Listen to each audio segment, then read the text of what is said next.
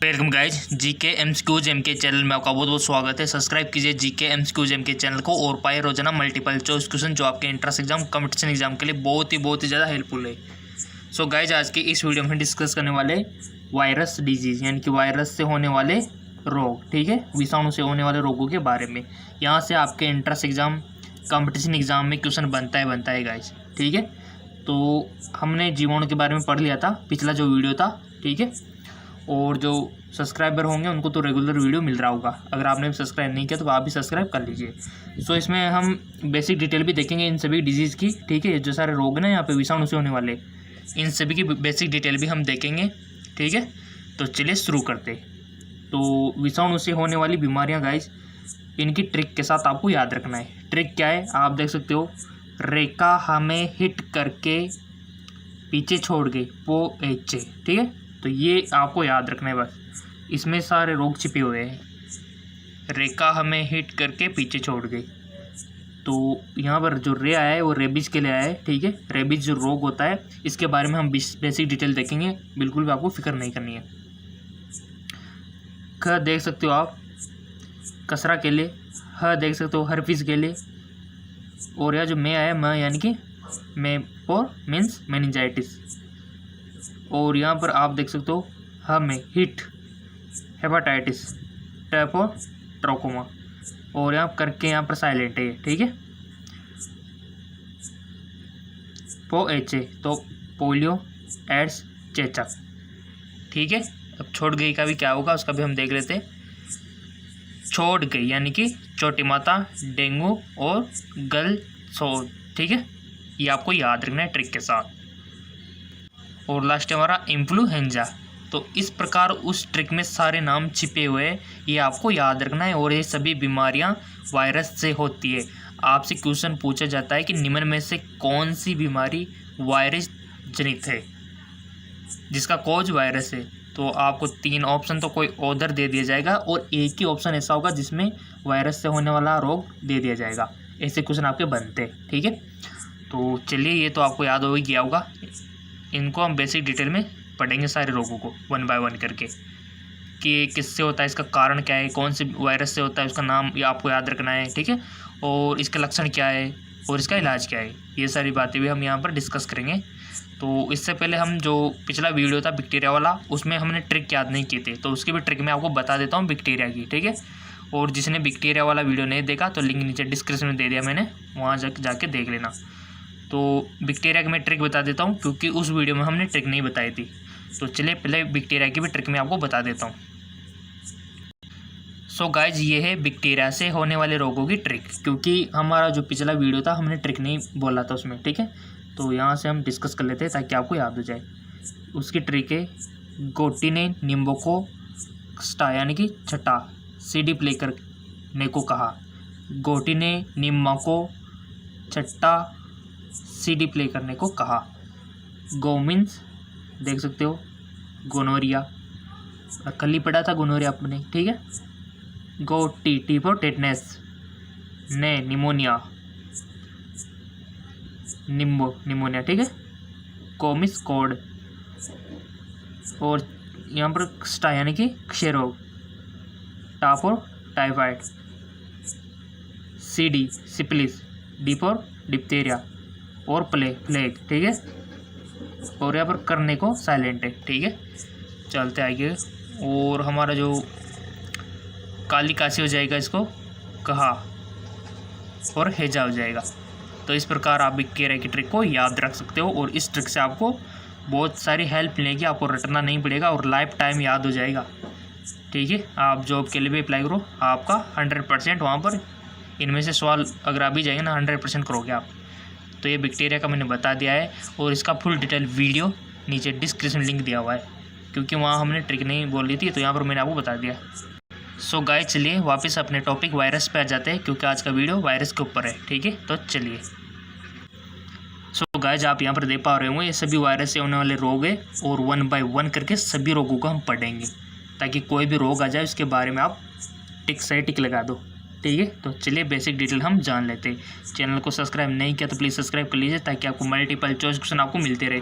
Guys क्या होता है, आपके इंट्रांस हो गया, कंपटीशन एग्जाम हो गया, कोई भी एग्जाम हो गया जिसमें आप देते हो ना, वहाँ पर इसी प्रकार के क्वेश्चन बनते हैं। तो आपकी ये प्रैक्टिस अच्छी होनी चाहिए। सब्जेक्टिव नॉलेज इतना मायने नहीं रखता जितना ऑब्जेक्टिव नॉलेज रखता है। यही कारण है कि जिसके अच्छे खासी परसेंटेज होती है वो जॉब नहीं लग पाते, और जिनके कम परसेंटेज होती है वो जॉब लग जाते हैं। उनकी ये नॉलेज अच्छी होती है, ठीक है। तो अगर आपको भी ये नॉलेज अच्छी करनी है, अपना फ्यूचर ब्राइट बनाना है, तो मल्टीपल चॉइस क्वेश्चन कीजिए जितना हो सके। तो चलिए शुरू करते हैं अपन इन सभी के 1 बाय 1 करके इन सभी रोगों के बारे में पढ़ लेते हैं। सो गाइस सबसे पहले चलिए जुकाम को ले लेते हैं, कॉमन कोल्ड को, ठीक है, जो कि सबको होता है ऑलमोस्ट। गर्मियों में सर्दियों में आपने देखा होगा जुकाम अक्सर होता ही रहता है और ऑटोमेटिक 5-7 दिनों में रिकवर हो जाता है। तो ये जुकाम किस वायरस से होता है, लक्षण क्या है और इलाज क्या है, बस आपको इतना से याद रखना है जुकाम के बारे में, ठीक है। तो यहाँ पर आप देख सकते हो ये जो जुकाम है ये वायरस से होने वाला यानी कि विषाणु से होने वाला रोग है, ठीक है, विषाणु जनित रोग है लगभग 75% मामलों में। और एक किस वायरस से होता है, राइनो वायरस, यही इंपॉर्टेंट है, इधर का इंपॉर्टेंट नहीं है, ठीक है। राइनो वायरस इसका राइट है, ये राइनो वायरस से होता है जुकाम, ठीक है, याद रह जाएगा ना, rhino virus, NASA virus, rhino virus, ठीक है, क्योंकि आपके बुक्स में भी दिया हुआ है तो आपको याद तो रखना ही पड़ेगा, राइनो वायरस, नासा वायरस। जुकाम किस वायरस से होता है ये क्वेश्चन बन सकता है, तो होता है राइनो वायरस, नासा वायरस, ठीक है। प्रमुख लक्षण तो आपको सबको पता है क्योंकि सबको हो चुका होगा ऑलमोस्ट जुकाम, तो लक्षण तो सबको पता है कि क्या होता है हमारे जुकाम में। तो यहाँ पर आप देख सकते हो कि इसके प्रमुख लक्षण, संसन मार्ग की जो म्यूकसा झिल्ली होती है ना उसमें सूजन आ जाती है गाइस। तो सूजन आ जाएगी तो फिर सांस लेने में दिक्कत आएगी, ठीक है। तो आप यहाँ पर देख सकते हो कि म्यूकस झिल्ली में सूजन आ जाती है और गले में करास, ठीक है, चीखना, नाक बहना, नासाकोश में कड़ापन, स्टिफनेस आदि में जो लगभग 1 सप्ताह तक रहते। अगर काशी है तो 2 सप्ताह तक रह सकता है। इस रोग का संक्रमण छींकने से फैलता है गाइज। अगर मान लो आपका किसी फ्रेंड को हो रहा है, आप उसके पास बैठो या फिर आप किसी फैमिली मेम्बर को हो रहा है, उसको जुकाम है, उसकी चीख में संपर्क में आ जाते हो तो आपको भी जुकाम हो जाता है क्योंकि वायु से फैलता है। तो ये भी इम्पोर्टेंट है कि ये किससे फैलता है, ठीक है, बिंदुकणों द्वारा होता है। इसके अलावा संक्रमित व्यक्ति द्वारा किसी वस्तु को छूने से वहाँ वायरस कण लग जाते हैं। मान लो किसी को टेबल को छू लिया, बुक को छू लिया, तो ये वायरस वहाँ पर लग जाएंगे, ठीक है, और वहाँ से स्वच्छ व्यक्ति में संक्रमित हो जाएंगे।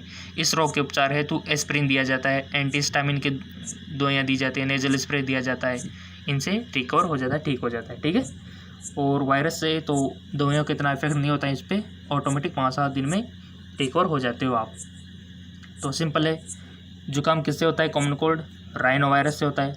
लक्षण क्या है, लक्षण सिंपल सी बात है कि इसमें छींकें आती है, काशी होती है, नाक बहता है, ठीक है, क्यों बहता है, म्यूकोसा झिल्ली में सूजन आ गई तो डिफ़िकल्टी होती है सांस लेने में, ठीक है। और इसका संक्रमण वायु द्वारा फैलता है। इलाज में एस्प्रिन देंगे, एंटास्टामिन देंगे, तो ये चीज़ आपको याद रखनी है, ठीक। तो आपका ये जुकाम कंप्लीट हो जाता है। मेन तो आपको कोज याद रखना है गाइज, कोज अक्सर पूछा जाता है, कोज, लक्षण, ट्रीटमेंट और एक किससे फैलता है, ठीक, राइट। चलते आगे को।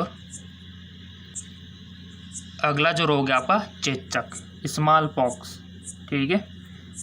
स्मॉल पॉक्स यह एक बेहद संक्रामक रोग है, ये वायरस से होता है गाइज।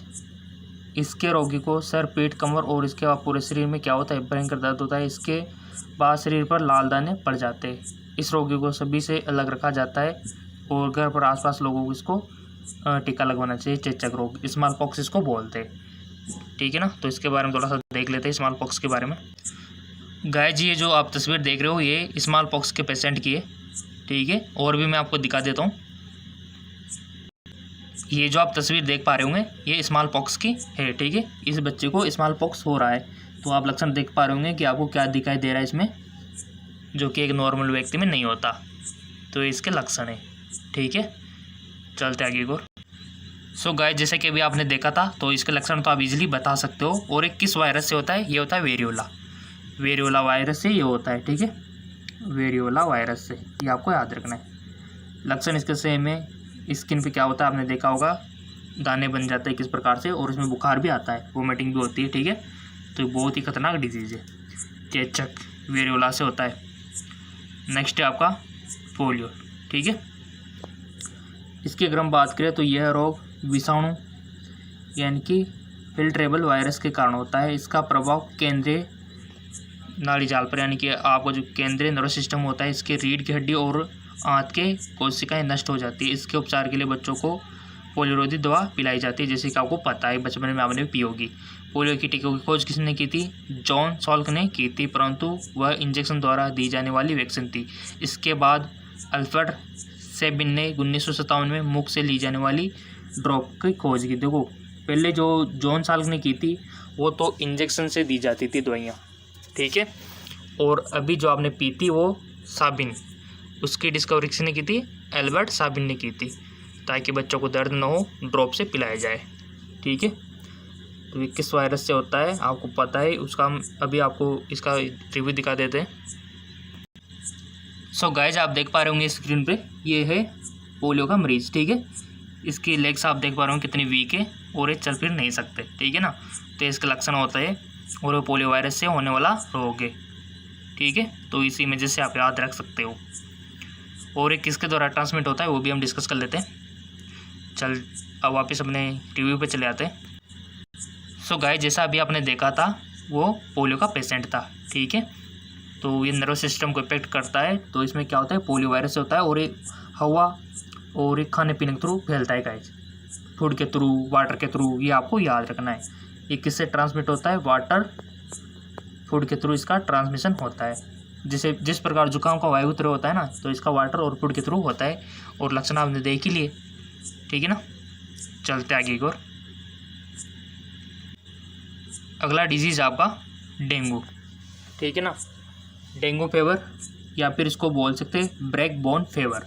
जी हाँ, बिल्कुल सही सुना, हड्डी तोड़ बुखार, नाम तो सुना होगा ना।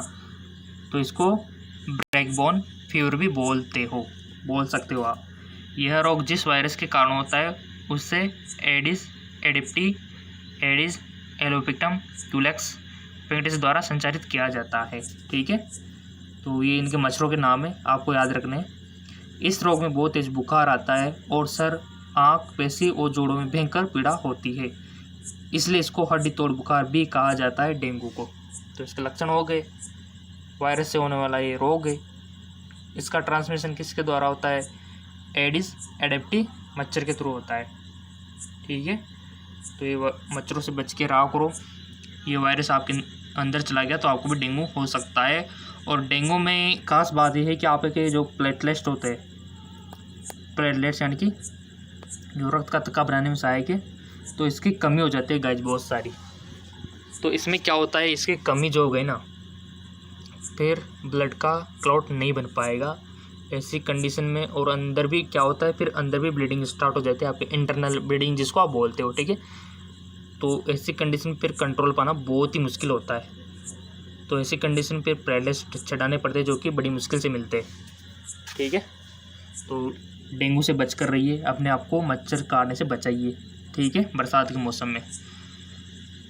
तो लक्षण हो गए, वायरस हो गया, और ये किस वजह से होते हैं ये आप देख सकते हो यहाँ पर। और ये किन किन प्रजातियाँ हैं मच्छरों की, क्वेश्चन बन सकता है यहाँ से। ठीक है ना, शॉर्ट वीडियो भी अभी लास्ट में आपको दिखाऊंगा किस प्रकार से आपको ट्रिक के साथ याद करना है। ठीक है, अब बात है पीलिया, जॉन्डिस जिसको बोलते हो। जब मानव रक्त में पीत वर्णक अधिक मात्रा में पहुंच जाता है, पीत वर्णक। ठीक है, आपने देखा होगा ना पीत वर्णक, गॉल ब्लैडर के बारे में सुना होगा ना, यकृत के बारे में, पीतरस का सिक्रेशन। पीत वर्णक अधिक मात्रा में पहुंच जाता है तो यह रोग होता है। यह मुख्यतः यकृत से संबंधित रोग है। जब यकृत में पीत वर्णक का निर्माण अधिक मात्रा में होने लगता है तो यह यकृत शिरा के माध्यम से रक्त में प्रवेश कर जाता है। तो आपने देखा वो लक्षण तो आपको सबको पता है, आँखें में पीलापन आ जाता है, नाखूनों में पीलापन आ जाता है कि नहीं। त्वचा स्किन जो होती है आपकी पीली हो जाती है, यूरिन पीला हो जाता है ना, क्योंकि पीत वर्णक की मात्रा अधिक हो गई है। तो ऐसी कंडीशन में आपको भूख नहीं लगती है, वोमिटिंग होती है, बुखार आता है, तो ये इसके लक्षण हो गए। ठीक है, सो गाइज, अगर आपसे कोज पूछा जाए पीलिया और हेपेटाइटिस का, तो आपको क्या बताना है? हेपेटाइटिस वायरस, ठीक है। और हेपाटाइटिस ए होता है, बी होता है, सी होता है, डी होता है, ई होता है, आपको पता ही है, ठीक है, हेपाटाइटिस। और इसके लक्षण की बात करें, लक्षण में आपको पता है, जैसे कि मैंने आपको बता दिया। गाइस डेंगू की बात करें, थोड़ा सा डेंगू का कोज नहीं बताया, तो डेंगू का सिंपल सी बात है, डेंगू वायरस या फिर प्लावी वायरस, ठीक है, ये आपको याद रखना है, प्लावी वायरस या डेंगू वायरस से होता है। और इसी प्रकार हमारा जो पीला है वो हेपाटाइटिस वायरस से होता है, क्योंकि वायरस से होने वाली डिजीज़ हम पढ़ रहे हैं यहाँ पे, ठीक है। लक्षण मैंने बताया दिए दोनों के, कोई दिक्कत नो दिक्कत। चलते आगे, एक दो क्वेश्चन तो बनेंगे गाइस 100%। बैक्टीरिया से बनो, वायरस से बनो, प्रोटोजोआ से बनो, ठीक है, कवक से बनो, किसी से भी बनो, पैरासाइट से बनो। चलते आगे, अगला जो डिजीज़ है वो है रेबीज, ठीक है, हाइड्रोफोबिया। तो चलो पढ़ लेते इसके बारे में। पागल कुत्ते, भेड़िया, लोमड़ी, नेवला आदि के काटने से इसके विषाणु शरीर में प्रवेश करते हैं। आपने भी सुना होगा किसी को कुत्ता काट लेता है, ठीक है, तो उसको ये होने के चांसेस रहते हैं। यह रोग सर्वप्रथम इन्हीं जंतुओं में होता है। इस रोग का संक्रमण केंद्रीय तंत्रिका तंत्र यानी कि सेंट्रल नर्वस सिस्टम में होता है। इस रोग के लक्षण दो रूपों में देखने को मिलते हैं। पहले में रोगी को पानी से डर लगता है, तभी तो इसको हाइड्रोफोबिया बोलते हैं। हाइड्रो मतलब पानी, फोबिया मतलब डर, ठीक है। और अंत में वह कुत्ते के भौंकने की आवाज़ निकालने लगता है। दूसरे में रोगी को पक्षाघात यानी कि पैरालिसिस, तेज बुखार, उल्टी आना और भयंकर सर दर्द होता है। रेबीज के रोकथाम के लिए इसके टीके लगाए जाते हैं, जिसके खोज लुई पास्चर ने की थी। तो एक खतरनाक डिजीज है, जानवरों के काटने से दूर रहा करो, ठीक है ना। किसी प्रकार का कोई भी जानवर काटता है तो वो आपके लिए हानिकारक होता है। और ये वायरस से होने वाला रोग है, क्योंकि आप स्टूडेंट हो साइंस के, तो आपको पता होगा कि वायरस की चीज़ें कभी ईजिली ठीक नहीं होती। कोई भी वायरस हो गया, ठीक है, तो इसके बारे में हमने कोज जान लिया। और ये लिसा वायरस होता है गाइस, ठीक है, लिसा वायरस, रेबीज, ठीक है, वायरस का नाम है। और लक्षण आपने देख ही लिए, क्योंकि सेंट्रल नर्वस सिस्टम को इफेक्ट करता है। तो व्यक्ति पानी से डर लगता है, पानी पी नहीं सकता वो, और उसको कुत्ते की भौंकने जैसी आवाज़, तेज बुखार, उल्टी, ये सारे उसमें लक्षण देखने को मिलते हैं। और टीके की खोज किसने की थी? लुई पास्चर ने।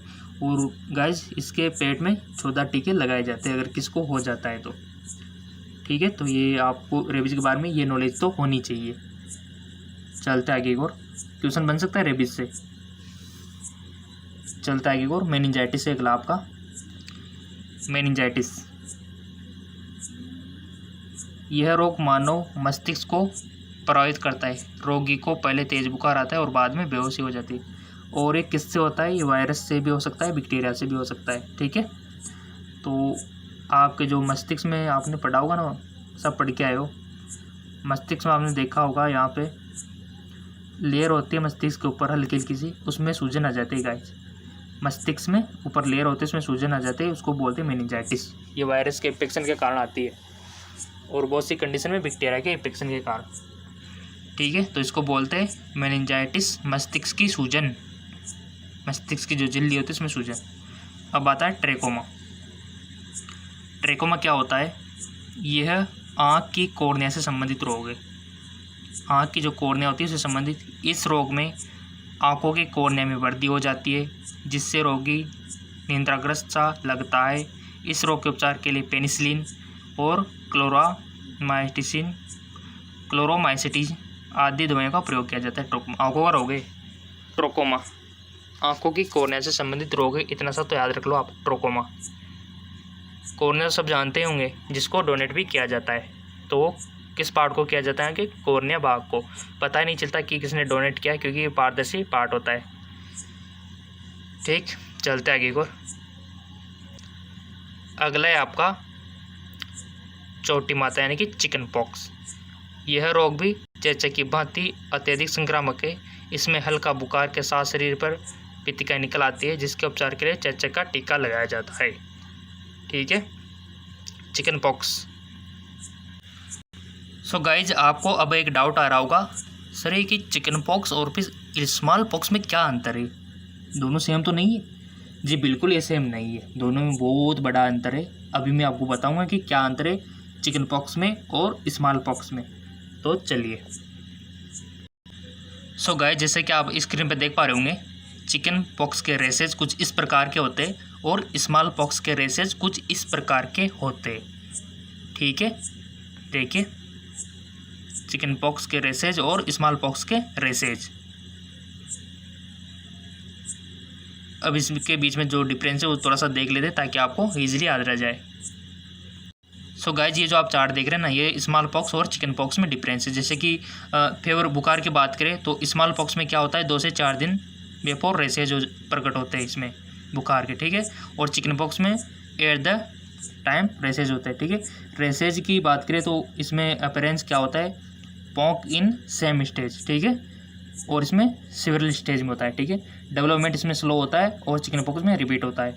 डिस्ट्रीब्यूशन की बात करें तो स्मॉल पॉक्स में मोर पॉक आर्म एंड लेग, हमारी जो भुजा होती है, टांग होती है, उसमें डिस्ट्रीब्यूशन होता है, और इसमें ऑल बॉडी में। ठीक है, मोर पॉक द ऑन बॉडी। तो स्मॉल पॉक्स की ऑन प्लाज्म एंड सोल की बात करें तो यूजुअली प्रेजेंट होता है, जबकि चिकन पॉक्स में एब्सेंट होता है। ठीक है, पाल्म एंड सोल्स। डेथ की बात करें तो 1 in 10। ठीक है, और इनमें चिकन पॉक्स में अनकॉमन होता है। तो ये बहुत बड़ा डिफरेंस है स्मॉल पॉक्स और चिकन पॉक्स में। ठीक है, आई होप आपको समझ में आ गया होगा। फिर भी कोई डाउट है तो कमेंट करके पूछ सकते हो। ठीक है, चलते आगे को। मिजल्स कसरा, नाम तो सुना होगा आपने। इस रोग का कारक मोरबेली वायरस होता है। क्या होता है, मोरबेली वायरस। यह वाहक रोग है, वायु से फैलता है। इसके विषाणु श्वास लेते समय नाक में, शरीर में प्रवेश कर जाते हैं। इनमें संपूर्ण शरीर प्रभावित होता है। प्रारंभ में आँख से पानी निकलना, ज्वर, सर में दर्द इत्यादि देखने को मिलता है। 3 से 4 दिन बाद शरीर पर लाल दाने पड़ जाते हैं। ये कसरा के लक्षण है। मोरबेली वायरस से ये होता है। मिजल्स, और मिजल्स का टीका कब लगाया जाता है, बच्चों में देखा हूँ ना, कब लगाया जाता है। ये क्वेश्चन भी बन सकता है ना आपके, तो पता होने से 9वें मंथ में। ठीक है, जब बच्चा 9 महीने का हो जाता है उस टाइम पे मिजल्स का टीका लगाया जाता है। वीडियो भी बनाऊंगा, बिल्कुल भी आपको फिक्र नहीं करनी है कि कौन सा टीका कब लगाया जाता है, कितनी उम्र में लगाया जाता है, कहाँ पर लगाया जाता है, सब बताऊंगा मैं। चैनल पे आए हो तो सब कुछ मिलेगा ना आपको ज्ञान। तो इसका थोड़ा सा रिव्यू दिखा देता हूँ मैं आपको मिजल्स का। सो गाइज, आप स्क्रीन में देख पा रहे होंगे, ये मिजल्स का पेशेंट है। ठीक है, लक्षण आपको स्पष्ट दिख ही गए किस प्रकार के इसमें पैचेस हो रहे हैं बच्चे को। ठीक है, स्किन पे इस प्रकार के हो जाते हैं। चलते वापस अपने। सो गाइज, ये चीज़ तो आपको पता रखनी ही है। ठीक है, 3 से 4 दिन बाद शरीर पर लाल दाने पड़ जाते हैं और ये मोरबेली वायरस से होता है मिजल्स कसरा। अगला है गलसुआ मम्पस।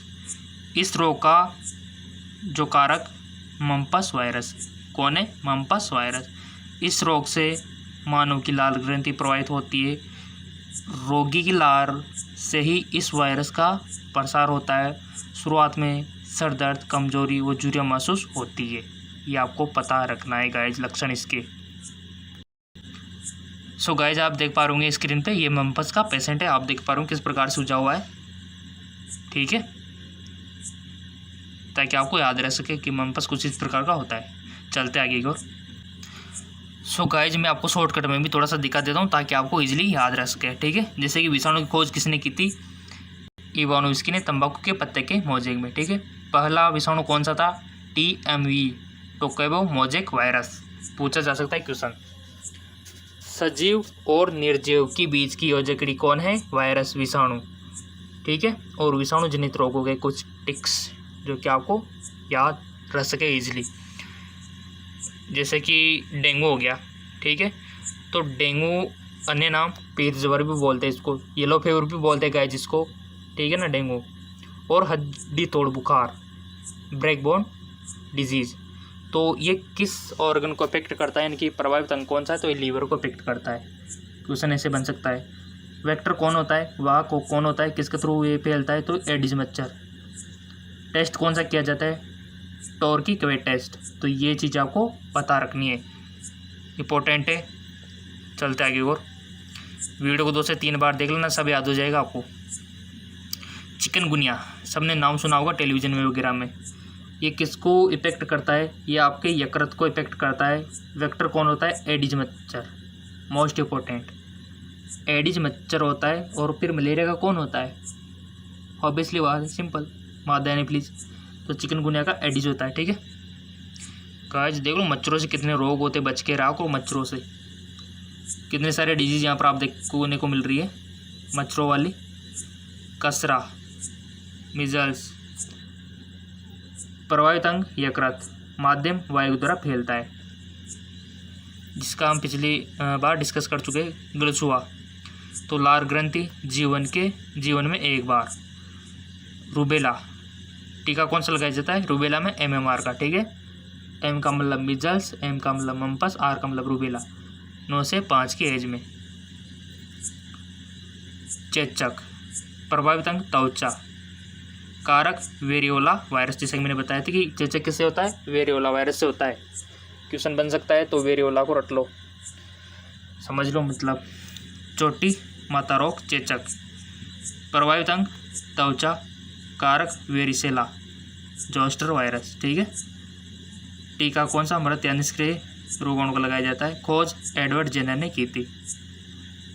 अगला आता है पीलिया। तो पीलिया तो लगभग बहुत से सारों को हुआ होगा ना कभी न कभी। हेपेटाइटिस को बोलते हैं। और इसमें कौन सा अंग प्रभावित होता है? आपका लीवर इफेक्ट होता है गाइस, क्योंकि पीतरस कौन सिक्रेट करता है? लीवर ही तो करता है ना। आपसे क्वेश्चन पूछ लिया जाए कि पीतरस का बाइल जूस का सिक्रेशन कौन करता है, तो लीवर आपको बताना है, ना कि गोल ब्लैडर, ठीक है। और आपसे पूछा जाए कि स्टोरेज कौन करता है, तो वो करता है गोल ब्लैडर। स्टोरेज करता है गोल ब्लैडर यानी कि पित्ताशय, और सिक्रेशन करता है लीवर। क्योंकि बहुत सारे स्टूडेंट क्या होते हैं जो गलती कर बैठते हैं, वो सिक्रेशन पूछा जाता है तो गोल ब्लैडर टिक करके आ जाते हैं। ये गलत बात है। सिक्रेशन की पूछे तो लीवर पर टिक करने आना है, और स्टोरेज की पूछे तो गोल ब्लैडर पर, ठीक है। और एक किसके थ्रू होता है? दूषित जल पीने से होता है गाइस। पोलियो की बात करें तो प्रभावित अंग तंत्रिका तंत्र। दवाइयों की बात करें तो साल्क वैक्सीन। पोलियो दिवस कब मनाया जाता है? 24 अक्टूबर को, ठीक है ना, याद रखना, ये भी मोस्ट इंपॉर्टेंट है। अब आता है इन्फ्लुएंजा फ्लू। प्रभावित अंग श्वसन तंत्र, माध्यम वायु। अगला आता है स्वाइन फ्लू। पिछली बार बहुत लॉन्च हुआ था ना ये, स्वाइन फ्लू के बारे में सब डर गए थे। तो प्रभावित अंग इसमें श्वसन तंत्र, फेफड़ा है। और कारक N1H1, वाहक इसका सूर होता है, ठीक है, PIG। दवा टेमीफ्लू। अगला आता है बर्ड फ्लू। कारक यहाँ पर देख लो H5N1, H9N2, वाहक इसकी मुर्गी है, देखो बर्ड फ्लू की, यानी कि इसके थ्रू फैलता है। अब आता है रेबीज हाइड्रोफोबिया। प्रभावित अंग मस्तिष्क तंत्रिका तंत्र। कारक कौन सा है? रैबिडो वायरस। मैंने बोला था रहीबिडो वायरस से होता है, रहीबिडो वायरस से। लिसा वायरस भी है एक, और लिसा वायरस आए तो उस पर टिक कर देना, और उसमें लिसा वायरस देखने को नहीं मिले तो रहीबिडो वायरस पे टिक कर देना, सिंपल सी बात है, रहीबिडो वायरस, ठीक है।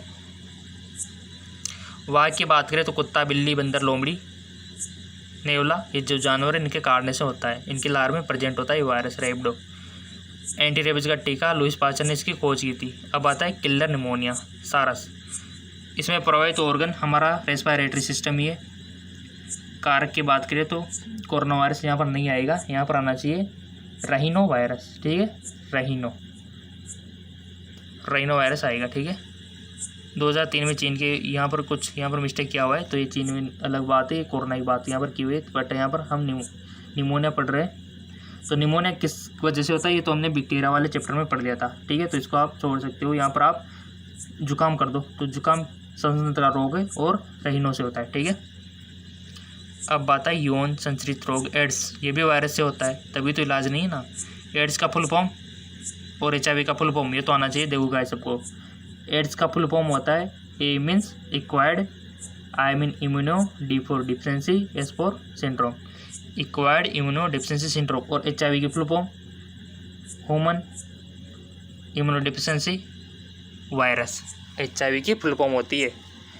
और मैं आपको बता दूं बहुत सारे HIV को और एड्स को एक ही मानते हैं, ये अलग बात है, एक ही नहीं है। HIV का मतलब होता है ये वायरस का नाम, एड्स का मतलब होता है रोग का नाम, ठीक है ना। ये है वायरस का नाम और ये है रोग का नाम, ठीक है, अलग अलग है दोनों। लक्षण की बात करें तो रोग प्रतिरोधक क्षमता खत्म हो जाती है, क्योंकि इसमें हमारा इम्यून सिस्टम डिस्ट्रॉय कर देता है ये HIV वायरस, तो उस इंसान को क्या होता है, तरह तरह की बीमारियां हो जाती है। यानी कि एड्स अपने आप में कोई रोग नहीं है, कुछ नहीं, इसमें इम्यून सिस्टम कमज़ोर हो जाता है, प्रतिरक्षा प्रणाली कमज़ोर हो जाती है, तो उस व्यक्ति को तरह तरह के रोग होने लग जाते हैं। यानी कि बहुत सारे रोगों का समूह हो गया एक प्रकार से। टीबी भी हो जाएगा, मलेरिया भी हो जाएगा, उसको पीलिया भी हो जाएगा, तरह तरह के रोग हो जाएंगे उसके, कोरोना सब आ जाएंगे उसमें, क्योंकि इम्यून सिस्टम कमज़ोर हो गया। तो फिर उसको एड्स रोग बोलेंगे अपन। तो HIV बहुत खतरनाक रोग है, ये भी कमज़ोर मत समझना इसको। दवा एंटी रेट्रोवायरल ART एजिडोथाइमिडीन AZD, ठीक है, ये इसको दी जाती है। और टेस्ट कौन सा किया जाता है एड्स के लिए? एलिजा टेस्ट, कि किसी में हमको पहचान करनी है कि एड्स है कि नहीं, तो एलिजा टेस्ट करना होता है, एंजाइम लिंक्ड इम्यूनोसॉर्बेंट असेस की फुल फॉर्म में, ठीक है। इसके बारे में कुछ इन्फॉर्मेशन है, जैसे कि पहला रोगी कहाँ मिला था? कैलिफोर्निया में, USA में, ठीक है। भारत में प्रथम रोगी चेन्नई में 1986 में। और राजस्थान की बात करें तो पुष्कर अजमेर में, ठीक है। और एड्स दिवस कब मनाया जाता है? मोस्ट इम्पोर्टेंट 1 दिसंबर को, सिंपल सी बात है, 1 दिसंबर को एड्स दिवस मनाया जाता है। अगला है लोगो, क्या होता है इसका? लोगो लाल रिबन होता है, जिससे कि आपको पता है इस प्रकार का, कभी कभी टीवी में आता था ना पहले, इस प्रकार का लोगो इसका होता है एड्स का, ये इसे इस प्रकार का, ठीक है। और इसका अगर सेक्सुअल ट्रांसमिटेड डिजीज है तो रोकना है, तो आपको पता है कि किसका यूज़ करना चाहिए, बताने की ज़रूरत नहीं है, ठीक है। और वायरस है तो वाइस ट्रीटमेंट पॉसिबल नहीं है, ठीक है। तो ये हमारा वायरस का पूरा कंप्लीट हो गया है। थोड़ा सा मैं आपको बैक्टीरिया का भी दिखा देता हूँ, ठीक है ना, क्योंकि इसमें शॉर्टकट कल वाला वीडियो में नहीं बताया तो इसमें कवर कर लेते हैं उसको। सो गाइज, हमने जीवाणु वाला वीडियो ऑलरेडी प्रिपेयर कर दिया था, बट इसमें ये कुछ शॉर्टकट उसका रह गया था, तो यहाँ डिस्कस कर लेते हैं। टाइम है अभी में हमारे पास। तो सूक्ष्म जीव जो रोग उत्पन्न करते हैं, पैथोजन, रोकादेन पैथोलॉजी कहलाता है। और जीवाणु से, जैसे कि जीवाणु खोज किसने की थी? लियोनहोग ने। एक कोशिका होता है जीवाणु, ठीक है। और प्रोकैरियोटिक कोशिका अंतःस्पष्ट केंद्रक नहीं होता इसमें। माइटोकॉन्ड्रिया अनुपस्थित होता है जीवाणु में, ये भी इंपॉर्टेंट है आपके लिए, बेसिक इन्फॉर्मेशन है जीवाणु की, बैक्टीरिया की। साधारण सर्दी जुकाम जीवाणु से होते हैं, ठीक है। जीवाणु जनित रोग अब आप बता देते हैं आपको, जैसे कि टाइफाइड हो गया, मोती जरा भी इसको बोलते, मियादी भी बोलते, आंत्र बुखार भी इसको बोलते। टाइफाइड कितने नाम हो गए? मोती जरा, मियादी, आंत्र बुखार, आंत्र शोथ, ठीक है। तो प्रभावित अंग कौन सा होता है? पाचन तंत्र होता है गाइस, ये इसको इफेक्ट करता है। माध्यम दूषित जल, कारक साल्मोनेला टाइफी, टीका TAB का। कितना इंपॉर्टेंट ये चीज़ें, देखो तभी आपके लिए बता रहा हूँ मैं। सब्सक्राइब नहीं किया तो कर लो, फायदे में रहोगे। टेस्ट की बात करें तो विंडो टेस्ट, तो कितना इंपॉर्टेंट है गाइस। देखो इतनी से शॉर्टकट में इतनी सारी चीज़ें आपको मिल गई जो आपके एग्जाम में पूछी जाती है।